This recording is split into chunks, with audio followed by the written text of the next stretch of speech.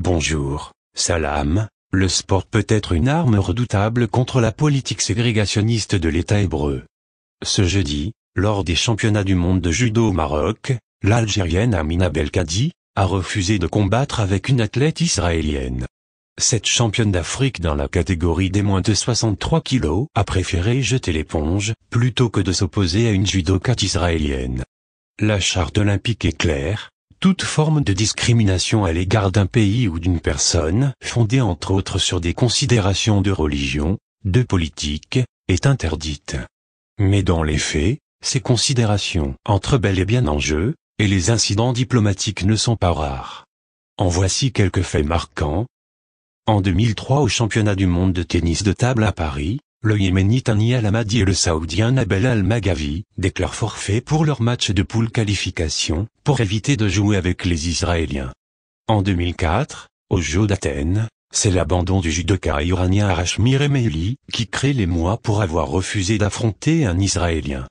En 2009, l'Israélienne Sharpien n'a pu participer au tournoi de tennis à Dubaï faute d'avoir reçu un visa des autorités des Émirats Arabes Unis. En 2011, lors des mondiaux de natation en Chine, Mohamed Ali Reza refuse de prendre le départ du 100 mètres brasse car l'Israélien Galnovo est son voisin de couloir. En 2015, le joueur tunisien, Malek Jaziri, classé 65e mondial, invoque une blessure au coude pour éviter d'affronter l'Israélien Dudisla au Tour de l'Open Sud de France à Montpellier. En 2016 aux Jeux de Rio, la judokate saoudienne, Joud Fahmy invoque une blessure et évite une confrontation avec sa concurrente mauricienne pour ne pas être, en cas de victoire, confrontée à l'athlète israélienne. En 2016 toujours, Islam El Shehabi, judoka égyptien, a refusé de serrer la main de l'Israélien Orsasson, vainqueur du combat. En 2017, l'athlète marocaine Aziza Shakir refuse de serrer la main de son adversaire israélienne Sherari Shoni au terme d'un combat lors du championnat de judo organisé à Abu Dhabi.